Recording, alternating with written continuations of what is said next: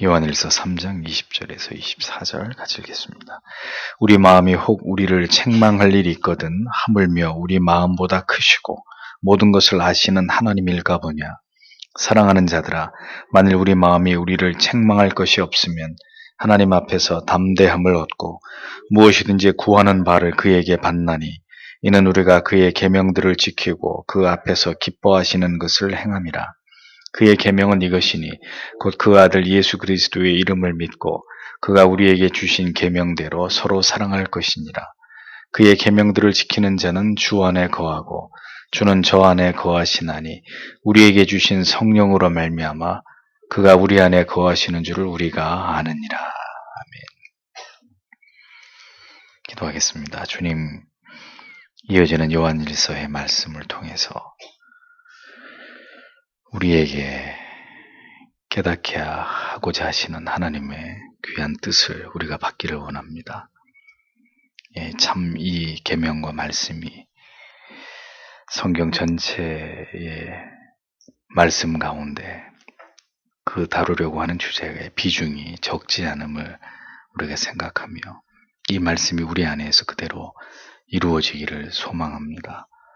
부디 하나님, 오늘도 이 말씀을 들으며 간절히 하나님 앞에 기도할 때 하나님의 뜻을 이루는, 그래서 하나님과 깊이 연결되어 있는 우리가 하나님의 백성인 것을 우리의 삶에서 드러내고 그 하나님과의 친밀함과 연합 속에서 더욱 하나님의 영광을 위하여 우리가 주의 은혜를 힘입어 주님이 우리에게 원하시는 삶을 살아가는 하나님의 사람들이 되도록 우리를 바꾸어 주시고 그렇게 하나님께 붙들려 있는 그렇게 살아가는 우리의 삶이 되도록 하나님 도와주시옵소서. 이 시간에도 성령께서 하나님의 말씀을 통하여 우리 안에 찾아와 주시고 우리의 마음에 깊이 말씀이 새겨지도록 도와주시길 바라오며 예수님 이름으로 기도합니다. 아멘. 요한일서 강의 15번째 시간입니다. 그의 계명들을 지키는 자는, 이런 제목으로 말씀 강의를 하겠습니다. 이웃에 대한 사랑의 실천은 그가 진실된 그리스도인인지 아닌지를 결정짓는 매우 중요한 뚜렷한 기준과 근거가 된다라는 말씀을 지난주에 말씀드리면서 이 부분을 깊이 생각해 보았습니다. 같은 맥락에서 사도는 이 부분에 대한 논리를 본문 속에서 더 발전시키고 있는 것을 볼 수 있습니다. 19절에서 20절을 다시 보십시오. 무엇이든지 만일 우리의 마음이 정죄한다면, 19절에서 이어서 20절, 우리 마음이 정죄한다면, 왜냐하면 하나님은 우리의 마음보다 더 크시고 그분은 모든 것을 아시기 때문이다. 이렇게 직역이 됩니다. 이게 무슨 의미냐? 우리가 형제의 사랑에 대한 성도의 도리를 다하지 못할 때 그가 그리스도의 사람이라면 그는 반드시 양심의 저항에 부딪히게 되어 있다는 사실을 사도가 밝히고 있습니다. 형제 사랑에 대한 계명에 순종하기 위해서 그가 신자라면 성실하게 모든 노력을 다하겠지만 우리 안에 사랑이 고갈되고 우리의 심령이 메마르게 될 때 우리는 또다시 우리 안에서 고개를 쳐드는 이 계명에 대해서 불순종하고 불평하고 포기하려고 하는 마음과 대면하게 된다는 것입니다. 우리가 우리 자신도 이렇게 형제 사랑의 계명에 순종하지 못할 때 우리가 마음과 양심의 괴로움과 찔림을 얻게 되는데 하물며 우리의 모든 것을 불꽃 같은 눈으로 꿰뚫어 보고 계시는 하나님 앞에서 우리가 어떻게 이러한 불순종의 모습을 감출 수 있겠냐고 성경이 우리에게 묻고 있는 것입니다. 우리도 우리 자신의 양심의 저항으로 인해서 우리가 형제를 사랑하지 못하고 있다는 걸 고발을 당하는데 하물며 하나님의 눈앞에서 드러난 이 계명에 순종하지 못하는 우리의 모습은 어떻겠느냐, 이렇게 이야기하는 것이죠. 성도라는 이름을 가지고도 하나님의 영광을 드러내는 사랑을 실천하지 않을 때 우리 자신이 스스로 느끼게 되는 양심의 가축과 괴로움도 우리가 피하지 못하면서 어떻게 하나님 앞에서 우리가 신자됨에 가장 중요한 의무를 다하지 않음을 책망받지 않을 수 있는지에 대해서 성경은 우리에게 일갈하고 있는 것입니다. 너희 자신도 속이지 못하면서 하나님을 속일 수 있느냐? 이렇게 질문하는 것이죠. 성도가 지체를 사랑하지 않으면서 살아가고자 할 때 분명한 것은 자기 자신에 대해서도 그리고 하나님 앞에서도 결코 떳떳할 수 없다는 사실입니다. 언제나 이 부분이 마음에 무거운 눌림이 되고 족쇄가 되어서 결코 그 영혼이 하나님 앞에서 자유로울 수 없다는 사실을 성경은 우리에게 상기시키는 것입니다. 그러므로 형제를 사랑하라고 하신 이 계명 앞에서 성도는 평생을 하나님 앞에 간구하면서 이 계명을 지키기 위해서 몸부림을 쳐야 한다는 사실을 성경은 우리에게 가르쳐주고 있는 거예요. 성경이 이렇게까지 이 계명을 지킬 것을 강조하면서 달리 마음을 먹지 못하도록 우리의 생각을 봉쇄한다면 어떻게 됩니까? 우리는 분명히 이 계명을 지켜야 되는 거예요. 가장 위대한 계명, 하나님 사랑과 이웃 사랑. 해도 그만 안 해도 그만이 아니라 모든 성경 전체가 이 문제를 이렇게 집요하게 파고들면서 우리에게 이것을 말씀하고 있다면 우리는 이 계명을 지켜야 되는 거예요. 하나님의 시선을 피할 수 없기 때문입니다. 자기 자신이 순종할 수 있는 계명에 대해서만 부분적으로 자기의 편리대로 순종하면서 그렇게 쉽게 하나님을 믿고자 하는 그런 신자들이 적지 않습니다. 그렇게 믿는 것은 하등의 어려움이 없습니다. 자기가 싫으면 모두 다 피해버리고 외면해버리고 거부하면서 자기가 간합할 수 있고 수용할 수 있는 계명만 따르려고 그렇게 하나님을 믿을 것 같으면 그건 어려운 일이 아니고요. 그런데 그런 신앙은 절대로 성경이 말씀하고 있는 참된 그리스도의 신앙이 아니라는 것입니다. 어쩌면 우리가 이 세상을 살아가는 동안에 그렇기 때문에 가장 순종하기 어려운 계명이 있다면 그게 뭐겠어요? 하나님 사랑? 그건 어렵지 않아요. 그건 마땅히 해야 되는 거기 때문에 거기에는 어떤 갈등이 없어요. 근데 정말 우리가 이 평생 이 세상에서 인간으로 살아가면서 내가 아닌 또 다른 사람에 대해서 그 사람을 사랑해야 된다는 것, 이거 정말 우리에게 순종하기 어려운 계명이 아닐 수 없습니다. 왜 그럴까요? 우리의 타락한 본성은 언제나 모든 사랑이 내 자신을 향하도록 우리 안에 세팅되어 있기 때문이에요. 이웃사랑의 계명은 이 타락한 본성을 역행하는 것입니다. 철저히 이기적인 마음을 깨트려서 이타적으로 돌려놔야 되는 거예요. 이게 인간에게 쉬운 일일까요? 어려운 일이에요. 어려운 일이에요. 우리는 죄인이기 때문에. 이런 근본적인 사랑의 방향의 선회는 결코 그리스도의 사랑을 깊이 경험하지 않고는 불가능한 일입니다. 절대로 될 수 없는 일이에요. 그러므로 다시 말하지만 그리스도의 사랑을 경험하지 않고 목사가 되든지 아니면 성도가 된다면 이 말 자체가 어불성설이지만 그렇잖아요. 이 말 자체가 성립할 수 없는 말이지만 그런 사람들에게 이웃사랑 실천을 기대하기란 어떤 거겠습니까? 거의 불가능한 일이라는 거예요. 거듭나지 않은 그리스도의 사랑을 인격적으로 깊이 경험하지 않은 목회자나 성도가 이웃사랑을 실현하면서 살아갈 것을 기대하는 거 불가능한 일이라는 거죠. 거의 일어날 수 없는 일이라는 거예요. 거듭나지 않은 사람이 어떻게 이웃을 사랑해? 어떻게 이웃을 내 몸처럼 사랑하는 일이 가능해? 21절에 이어서 보면 사랑하는 자들아 만일 우리의 마음이 정죄하지 않는다면 우리가 하나님을 향하여 다 대담함을 가진다 이렇게 되어 있습니다. 자, 이것은 뭘 보여주냐면 우리의 양심은 우리와 하나님 사이에서의 영적인 관계에 있어서 그 친밀함의 여부를 결정짓는데 매우 직접적인 연관성을 가지고 있다는 것입니다. 우리의 양심이 하나님의 법을 지키고 무엇보다도 하나님의 계명을 지키면서 그로 인해서 우리의 양심이 거리낄 것이 없을 때 우리는 하나님 앞에서 담대할 수 있다는 거예요. 아무것도 하나님과 내 사이에 거리끼는 것이 없는 그런 투명한 관계가 될 수 있다는 것입니다. 우리의 예배, 기도, 찬양, 모든 신앙의 거룩한 행위 가운데 하나님의 임재를 경험하면서 하나님 앞에서 그 모든 일들을 힘있게 그렇게 감당할 수 있고 그로 인해서 영적으로 매우 충만한 하나님의 은혜를 공급받으면서 마음의 기름진 밭을 유지할 수 있다는 거죠.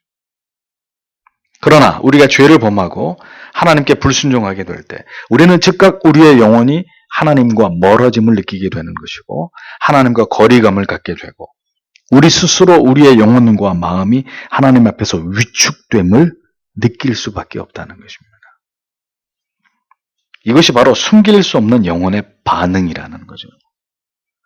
그것이 바로 우리 안에 하나님과 교통하는 영이 있다는 증거입니다. 우리가 이웃사랑의 계명을 어긴 채로 지체 간의 단절을 철회한다면 반드시 우리의 양심은 고통을 느끼게 되어 있고, 이는 선악과를 따먹은 아담과 하와가 하나님의 낯을 피해서 푸르숲에 몸을 가리운 것처럼 하나님과의 관계에 즉각적인 악영향을 미치게 되는 것이고, 결국 그 계명에 대한 불순종의 문제가 해결되기 전까지는 하나님 앞에 담대하게 설 수 없는 영혼의 고통이 지속될 수밖에 없게 되는 것이라는 겁니다. 하나님이 인간을 그렇게 지어놨어요. 우리는 이렇게 하나님과 어떤 문제로 인해서 묶임이 일어나는 것을 감지하게 될 때 즉시 이것을 깨닫게 되고 회개하고 순종함으로 돌이켜야 되지만, 죄성을 가진 인간은 어떻게 합니까? 타협을 시도하는 거죠. 어떤 타협이요? 이 계명에는 절대로 순종하지 못하는 대신에 다른 것으로 하나님 앞에 보상하겠습니다, 이런 마음을 갖는 것입니다. 이 말씀에는 순종하기를 거부하면서 다른 방편으로 그 불순종의 문제를 상쇄하려고 하는 시도를 하게 된다는 거죠. 일종의 하나님과 흥정을 시도하는 것이죠. 그러나 이것은 결코 하나님께 용인될 수 없는 일입니다. 이는 스스로 자기의 가책에서 자기 스스로 자기를 자유하게 하려고 하는 어리석은 자구책일 뿐입니다. 하나님께서는 그 문제, 그 묶여있는 바로 그 문제를 해결하기 전까지는 우리의 영혼을 어두움 가운데 던져두시는 분이십니다. 차가운 영혼의 냉기 속에서 무엇인가 하나님과 해결되지 않은 그 부자유함 속에서 기도도 끊어지고 말씀도 멀어지고 은혜도 열렬함도 다 싸늘하게 식어져 버리게 하심으로 지금 우리의 영혼에 하나님과 우리 사이에 뭔가 중대한 문제가 생겼다는 것을 깨닫게 하시는 거죠. 이러한 상황이 되었는데도 깨닫지 못하고 계속 하나님과 어색한 관계를 유지하는 것은 지극히 어리석은 일이고, 돌이키지 않을 때 그 영적 침체는 장기화되는 것입니다. 점점 더 하나님과 멀어지고 이제는 하나님과의 친밀함을 다 잃어버린 채로 그냥 습관적이고 형식적인 종교 생활에 고착되어 버리는 이런 상황 가운데 신자가 거하게 된다는 겁니다. 왜요? 양심의 가책을 계속 묵살하면서 그 하나님 앞에서의 담대함을 다 잃어버렸기 때문에, 하나님의 계명을 어기는 것으로. 그래서 여러분, 우리 영혼을 잘 살펴야 됩니다. 며칠 전에 선교사님하고 점심 식사를 하고 차를 타고 오다 차 안에서 제가 오바이트를 해버렸어요. 그런 일이 거의 없는데 제 인생에. 급하게 먹었든지 뭐가 잘못됐든지 정말 참 이렇게 결례를 범했는데, 저도 깜짝 놀라고 선교사님도 놀래가지고,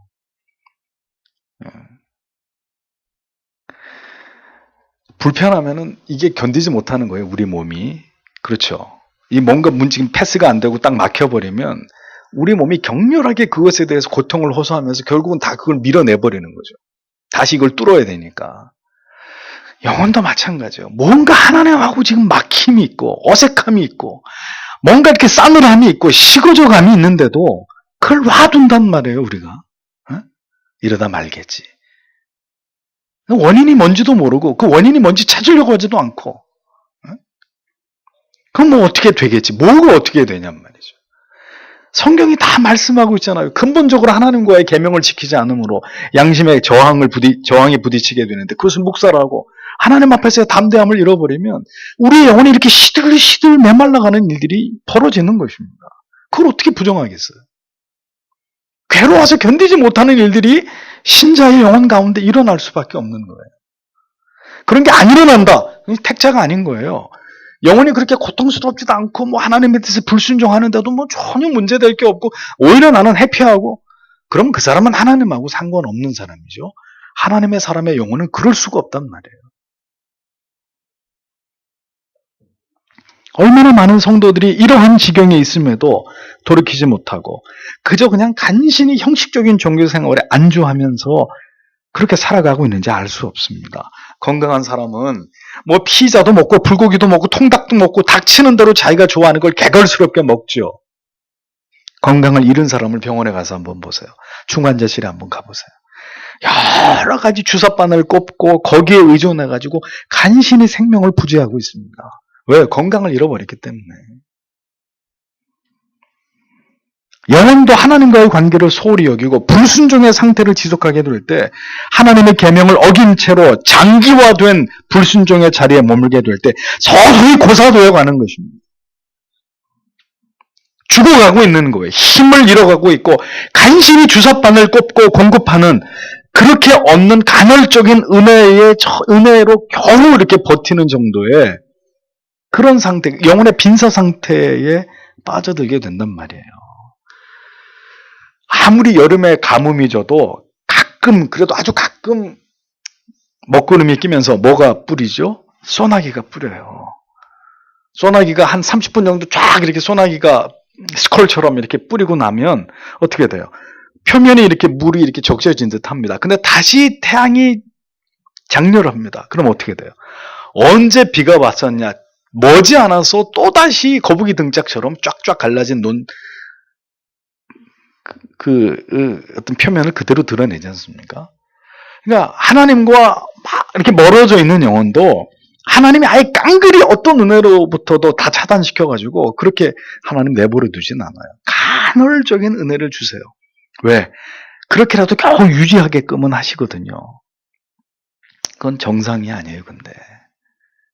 그 은혜가 회복되려면 어떻게 해야 되겠습니까? 그것이 해갈되려면 정말 폭포수 같은 하나님의 은혜가 부어지면서 그것이 다 해갈되고 다시 영혼이 충만한 생기를 머금는 단계로 올라서야 되는 것이죠. 그런데 그렇게 되려고 하지 않고 그냥 가끔 흩뿌리는 간헐적 은혜 정도로만 만족하면서 뭔가 하나님과 근본적으로 잘못된 문제를 그대로 내버려 둔 채로 그렇게 예수를 믿으려고 하는 사람들이 적지 않다라는 겁니다. 얼마나 안타까운 일입니까? 어떻게 될 때요? 하나님의 계명을 어길 때. 성도에게도 얼마든지 이러한 일들이 그 영혼 가운데 초래될 수 있고, 그 시작은 바로 마땅히 사랑해야 될 형제를 사랑하지 않는 양심의 거스름에서부터 시작되는 것이다. 성경이 우리에게 깨닫게 해주고 있는 것입니다. 그 문제가 회복되지 않고는 다시 담대하게 하나님 앞에 나아가서 모든 깨어지고 서먹해진 관계를 근본적으로 회복할 수 있는 길은 요원한 것이다 라는 사실을 알아야 합니다. 이러한 문제가 이제 어디에까지 영향을 미치느냐, 우리의 기도 생활까지 심각한 영향을 미치게 됨을 성경은 이어서 설명합니다. 22절에 그리고 만일 우리가 요청하면 그것을 우리가 그분으로부터 받는다. 왜냐하면 그분의 계명들을 우리가 지키고 그분 앞에서 기뻐하시는 것들을 우리가 행했기 때문이다. 이렇게 되어 있습니다. 형제 사랑의 계명에 대해서 우리가 하나님 앞에서 거리낄 것이 없고 그 계명을 지키고 하나님께서 기뻐하시는 뜻을 행하고 있다면 우리가 하나님께 기도할 때 하나님께로부터 그 기도의 응답을 언제든 하나님께로부터 얻어내는 그런 은혜를 우리가 누릴 수 있다. 성경은 분명히 말씀합니다. 그러니까 간구는 내가 하나님께 기도할 수 있다. 하나님께 간구한다. 이것은 하나님과의 관계를 반영하는 것이다. 라는 거죠. 기도는 하나님과 나 사이가 어떤 관계에 놓여 있는지를 보여주는 바로미터입니다. 무슨 뜻이냐? 기도가 잘 됩니다. 기도가 뜨겁고 간절하게 깊이 있는 기도가 된다는 것은 그만큼 여러분과 하나님과의 관계가 두텁다는 걸 의미하는 것이고, 기도를 하려고 엎드렸는데 기도도 안 나오고 그냥 가슴은 깡그리 식어져 있고 몇 마디 하지 못해가지고 그냥 자리를 떨고 일어나야 되는 이런 비참함을 여러분들이 맛보고 있다는 것은 하나님과 여러분 사이에 뭔가 심각한 문제가 있다는 것을 보여주는 거예요. 즉 하나님과 막힘이 없을 때 우리의 기도 또한 하나님 앞에 상달되고 응답되는 것입니다. 뒤집어서 말하면 기도를 드려도 응답되지 않고 심지어 기도조차도 하나님께 드려지지 않는다는 것은 우리의 영혼이 지금 어떤 상태에 있다는 걸 보여주는 방증일까요? 우리가 하나님의 뜻에 불순종하고 있다는 것입니다. 즉 사랑해야 될 가족, 형제, 지체, 우리가 사랑하고 있지 않기 때문에 우리의 영혼이 하나님 앞에서 담대함을 잃어버리고, 담대함만 잃어버린 게 아니라 기도도 잃어버렸고 예배도 잃어버렸고 말씀을 통해 주시는 은혜도 잃어버렸고 기도의 응답도 잃어버렸고 아무것도 하나님께로부터 기대하기 어려운 그런 상황을 내 스스로 초래하고 있다라는 것입니다. 계명을 지키고 기뻐하시는 바를 행할 때 우리는 하나님께 기도할 수 있으며 그 기도는 하나님의 뜻을 지향하고 마침내 하나님께 응답되는 기도가 되는 것이다. 그래서 베드로 후서인가요? 말씀하고 있죠. 남편이 아내와 싸웠을 때 어떻게 하라고요? 하루가 지나가기 전에 화해해라. 왜? 기도가 막힌다. 남편의 기도가 막히고 아내의 기도가 막히고 기도가 회방받지 않기 위해서 독방을 쓰는 경우는 기도하기 위해서만 독방을 쓰고 그렇지 않으면 부부가 각방을 써서는 안 된다. 부부가 한 방을 써야 된다. 왜? 내 영혼이 살아있기 위해서. 다른 이유가 아니야. 하나님과 내가 화통한 상태를 유지하려면. 근데 그 관계가 하나님과의 관계가 깨지면 사람과의 관계도 깨지고 또 사람과의 관계가 깨지면 하나님과의 관계도 이상이 생기고 이것이 하나님이 우리를 지으실 때 우리 안에 하나님께서 만들어 놓으신 원리라는 거죠. 기도의 성패를 좌우하는 계명에 대한 순종의 문제를 신자는 절대로 간과해서는 안 된다라는 것입니다. 영혼이 시름시름 힘을 잃어가고 무엇인가 문제가 생기고 빨간 경고등이 켜지게 되는 것은 반드시 이유와 원인이 있다는 거예요.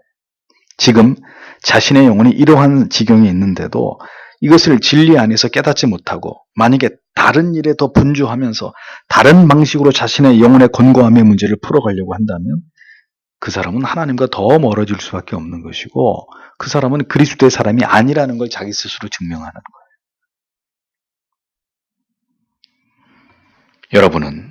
우리는 진리의 검에 수술을 받아야 되는 환자들입니다.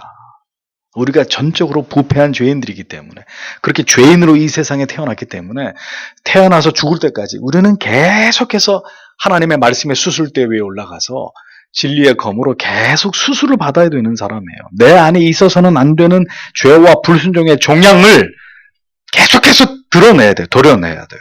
그게 우리가 사는 길입니다. 불순종의 종양을 드러내지 않으면 결코 그 영혼이 살 길은 요원할 수밖에 없는 거예요. 수술을 피하면 어떻게 돼요? 영혼은 서서히 죽음에 이르는 것입니다. 그거 너무 아파요. 너무 아파서 난 수술 받기 싫어요. 그럼 어떻게 되겠어요, 그 환자가? 죽는 것 외에는 답이 없는 거예요.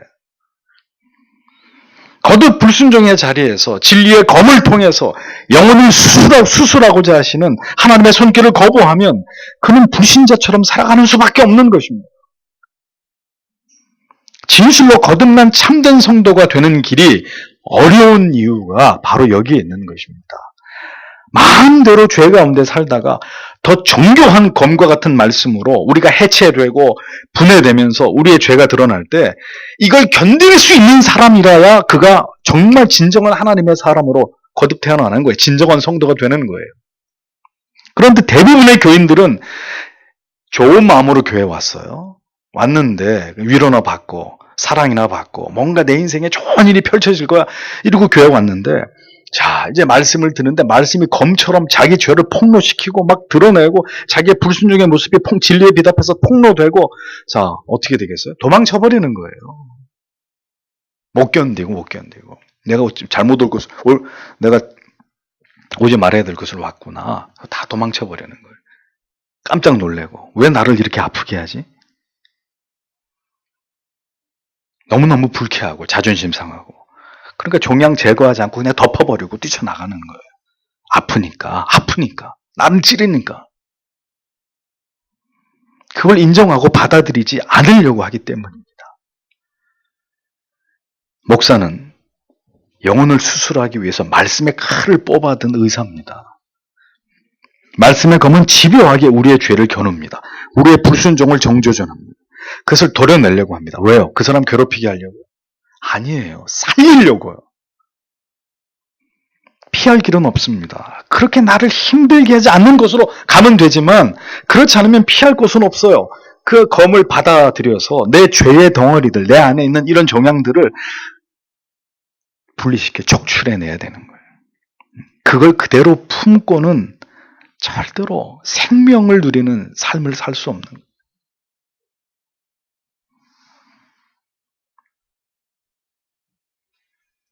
하나님께서는 하나님의 자녀들을 사랑하십니다. 다만 그 자녀의 영혼 속에 자라고 있는, 그대로 방치되고 있는 죄의 종양까지 사랑하시는 분은 아닙니다. 그래서 사랑하시기 때문에 그 종양을 먼저 말씀의 검으로 후벼 파서 도려내시는 거예요. 아픕니다. 고통스럽습니다. 미칠 것 같고 정말 도망치고 싶어요. 그러나 그걸 제거해야 거기서 새살이 돋고 건강해질 수 있는 것입니다. 이 고비를 넘어가느냐 넘어가지 못하느냐에 따라서 그가 정말 참된 그리스도인이 되느냐, 아니면 껍데기만 무늬만 신자인 것처럼 보이는 그런 교인으로 평생 그렇게 살다가 그것으로 끝내느냐, 여기에 달려있는 것이죠. 그래서 목회자들은 검을 뽑지 않습니다. 뽑으려고 생각도, 아니 검 자체를 가지고 있지도 않습니다. 그냥 고약만 자꾸 발라주는 거예요. 자, 이거 바르면 낫습니다. 괜찮습니다. 하나님 복 주실 겁니다. 걱정하지 마세요. 다 잘 될 겁니다. 자꾸 그렇게 해서 병은 더 깊어져 가고 있는데 돌팔이 드는 거죠, 전부 다. 사도는 초대교회 성도들에게 이 부분을 집요하게 강조하고 있습니다. 형제를 사랑할 수 있어야, 그렇게 할 수 있도록 주께 은혜를 구하는 자들이 되어야 그들이 진정한 그리스도의 사람이라고 초대교회 성도들에게 설명하고 있습니다. 전에 말씀드렸잖아요. 이방인, 유대인, 온갖 사마리아인, 헬라인, 온갖 사람들이 복음 안에서 하나가 되어서 이것이 하나님이 꿈꾸시는 위대한 또 다른 사랑의 공동체라는 걸 보여주어야 복음이 그 공동체를, 교회를 통해서 확산될 수 있는데, 자, 이것이 안 되면 어떻게 되겠어요? 그때나 지금이나. 그렇기 때문에 이 사랑의 계명은 우리가 누구인지를, 우리의 정체성을 세상 앞에 고스란히 증명하는 데 있어서 너무나 중요한 계명이었던 겁니다. 그러니 이미 초대교회 때부터 지금에 이르기까지 가장 위대한 계명 가운데 언제나 우리에게 도전이 되고 우리가 죽을 때까지 풀어가야 될 숙제로 이웃에 대한 사랑에 대한 계명, 서로 사랑하는 이 사랑에 대한 계명은 성경의 가장 중요한 뼈대를, 기둥을 이루고 있는 것이라는 겁니다. 우리에게도 진리는 동일한 주제를 가지고 오늘을 살아가는 우리에게 도전합니다. 그의 계명을 지키라는 것입니다. 죄악의 본성을 꺾어버리고 사랑하지 않으려고 하는 그 깊은 죄의 종양의 덩어리들을 하나님의 은혜로 제거해달라고 기도하면서 하나님과의 관계도, 이웃과의 관계도, 지체와의 관계도, 가족과의 관계도 온전히 회복해 나아가는 그리스도인이 되라고 말씀하고 있는 것입니다. 우리의 힘으로요? 안 돼요. 그건 안 돼요. 어떻게? 하나님께 그렇게 할 수 있는 은혜를 구해야 되는 거죠. 하나님의 사람은 그 은혜를 구한다는 것입니다. 그리고 그 받은 은혜로 이 사랑의 계명을 완성해 나가는 사람들이라는 그 이야기를 성경이 우리에게 하고 있는 거예요. 23절에서 24절을 보겠습니다. 그리고 이것은 그분의 계명이다. 그분의 아들 예수 그리스도의 이름을 우리가 믿고 서로 사랑하는 것이 그분께서 우리에게 계명을 주셨던 것처럼, 그리고 그분의 계명들을 지키는 자는 그분 안에, 그리고 그분 자신이 그의 안에 머문다. 그리고 이것으로 우리가 그분께서 우리 안에 머무신다는 것을 안다. 그분께서 우리에게 주셨던 영으로부터, 이렇게 되어 있습니다. 자, 형제 사랑에 대한 순종이 우리에게 주는 유익과 그리고 우리에게 확증해 주는 것이 무엇인지를 사도가 밝히고 있습니다. 그러면서 첫 번째는 그리스도를 믿는 자들 안에는 그리스도께서 분명히 거하신다는 것입니다. 그런데 그리스도를 믿는 그 믿음이 무엇인지를 우리는 더 자세하게 들여다볼 필요가 있는 것이죠. 왜냐하면 우리가 믿음이라고 하는 것이 하나님이 보실 때는 믿음이 아닌 것일 수 있기 때문입니다. 그래서 여기서 하나님이 인정하시는 믿음이란 뭐냐? 하나님의 계명을 지키는 믿음이라고 성경은 분명히 얘기하죠. 그 계명이 뭐라고요? 서로 사랑하라는 것입니다.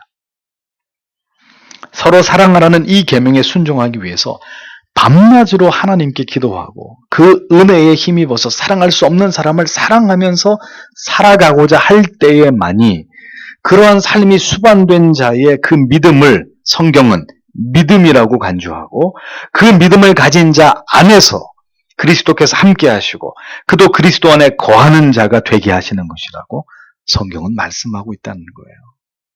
자, 이게 아주 핵심적인 성경의 원리입니다. 이 말씀에 순종하지 않고 이 길을 가지 않고 우리 안에 하나님의 영이 그리스도가 충만할 수 있는 다른 길은 없는 거예요.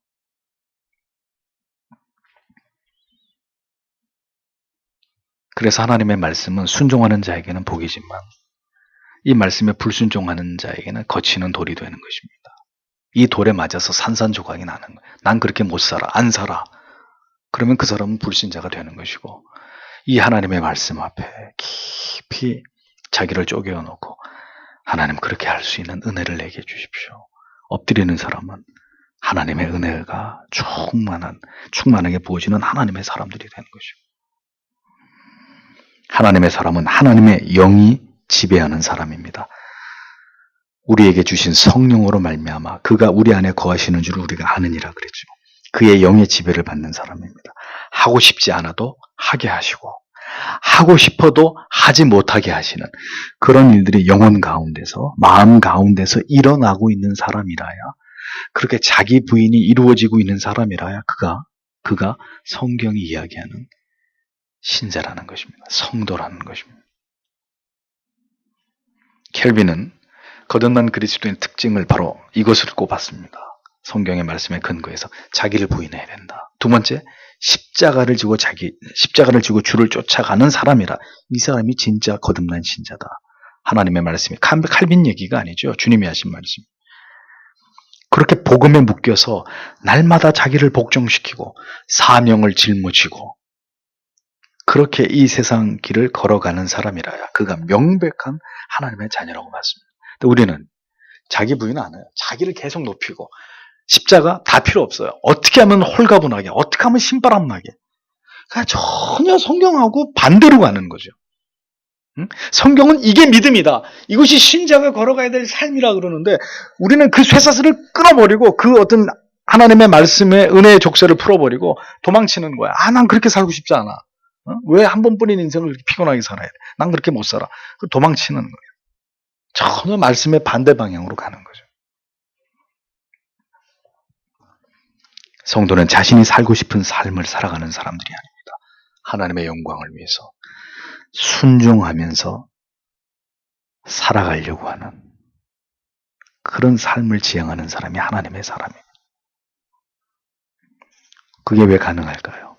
영생이 있기 때문에. 이 세상은 그렇게 수고와 슬픔뿐인 눈물과 애환으로 점철된 그런 인생이지만 저 하늘나라에 가서는 영원히 눈물도 없고 근심도 없고 괴로움도 없고 고통도 없는 그곳에서 하나님이 모든 것으로 나를 보상하시고 영원히 나로 하여금 하나님과 더불어 그 영생 안에 거하게 하실 것이란 그 소망이 분명하기 때문에 이 땅에서 그 삶이 가능한 것입니다. 그것이 없으면, 그 내세에 대한 소망과 확신이 없으면 죽었다 깨어나도 이 세상에서 그렇게 이 계명을 실천하기 위해서 나를 희생하는 삶은 불가능합니다. 절대로 할 수 없습니다. 사람의 의지로. 계명을 지키는 자라야 주 안에 거하고 주는 저 안에 거하신다고 했습니다. 성령이 그 일들을 우리 안에서 행하신다고 했습니다. 여러분 안에 성령이 있으신가요? 무엇으로 확인할 수 있죠?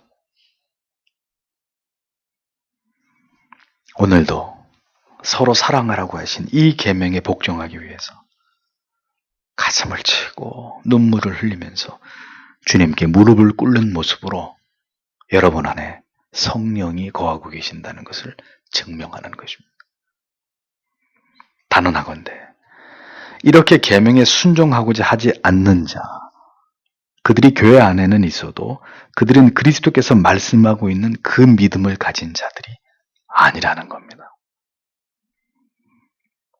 목사가 만난 많은 그리스도인이라 자처하는 사람들은 한결같이 자아가 살아있는 사람들이었습니다. 하나님의 계명에 자기를 쳐서 복종하려고 하는 사람들이 아니라 하나님의 계명을 쳐서 자기에게 복종시키려고 하는 그런 사람들이었습니다. 그러하기에 그들의 모습 속에서 그리스도를 닮아가는 선하고 아름다운 모습은 찾아보기 어려운 그런 많은 사람들을 저는 교회 안에서 보았습니다. 그 많은 세월이 흘러갔어도 자기의 아성에 갇힌 채로 자기의 그 에고이즘 혹은 자기 스스로의 그 자기 사랑 안에 갇혀가지고 그냥 영혼의 껍데기로만 하나님을 신앙하는 척하는 그런 많은 사람들. 저는 이 말씀이 부디 우리의 영혼에 깊이 박혀지기를 소원합니다. 서로 사랑을 하신 이 계명을 쫓아서 진실로 하나님께 순종하는 참된 그리스도인들이 되시기를 소망합니다. 우리는 할 수 없지만 여러분들이 주께 그것을 위하여 간구할 때 반드시 우리 하나님께서 이 말씀에 순종할 힘을 저와 여러분들에게 주실 줄 믿습니다. 이 말씀을 넘어갈 수 있는 사람이 있고 이 말씀 앞에 무너지는 좌절하는 사람이 분명히 있을 것입니다. 그것이 신자와 불신자를 가늠할 수 있는 매우 중요한 분수령이 되는 그런 계명이 되는 것이고 그 중요한 뜻이 바로 오늘의 이 말씀 속에 담겨져 있는 것이죠. 성도 여러분, 부디 우리는 할 수 없지만 하나님의 은혜가 할 수 없는 그 일을 가능하게 하는 능력으로 우리 안에 임하게 되기를 기도하시기를 원합니다. 쉬운 길을 선택하지 마시고 하나님이 원하시는 어려운 길, 하나님의 은혜 주시지 않으면 갈 수 없는 그 길, 성도라면 그 길을 가야 되는 것입니다. 그 길 끝에 찬란한 영광이 있는 것이고 하나님의 상이 있는 것이고 마침내 우리의 모든 어두운 날들을 환한 밝은 날들로 바꾸시는 하나님의 은총이 있는 것이죠. 시편에 보면 내가 수고하고 고생한 연수대로 하나님이 나에게 새로운 날을, 기쁘고 행복한 날을 주시기를 기도하는 시인의 기도가 나오지 않습니까? 너무 참 아름다운 기도예요. 내가 고통당한 연수대로 하나님 이제는 그것을 거두어내시고 내 삶에 하나님이 주시는 진정한 기쁨을 맛보기를 원합니다. 우리는 왜 그런 기도하면 안 됩니까? 다만 그런 하나님의 은혜도 우리가 하나님의 계명에 순종함으로 인해서 오늘 우리에게 부어지는 것이죠. 신자는 그렇게 살아야 하기 때문에 하나님이 그것을 원하시기 때문에 이 서로 사랑에 대한 말씀은 구약과 신약에 흘러넘치고 있는 것입니다. 가장 중요한 계명이기 때문에 아무리 강조해도 지나치지 않는. 그러므로 사랑하는 성도 여러분, 오늘도 하나님 이 계명에 복종할 수 있도록 하나님 나를 순종하게 해주시고 주가 인도하시는 그 길로 갈 수 있도록 하나님 나를 사로잡아 주시고 하나님 이 계명에 순종함으로 모든 막혀있는 것들이 다 열려지는 하나님과의 모든 관계들이 완전하게 회복되어지는 그런 은혜가 우리 모두에게 임하기를 원합니다. 라고 기도하는 이 밤이 되기를 원합니다. 기도하겠습니다.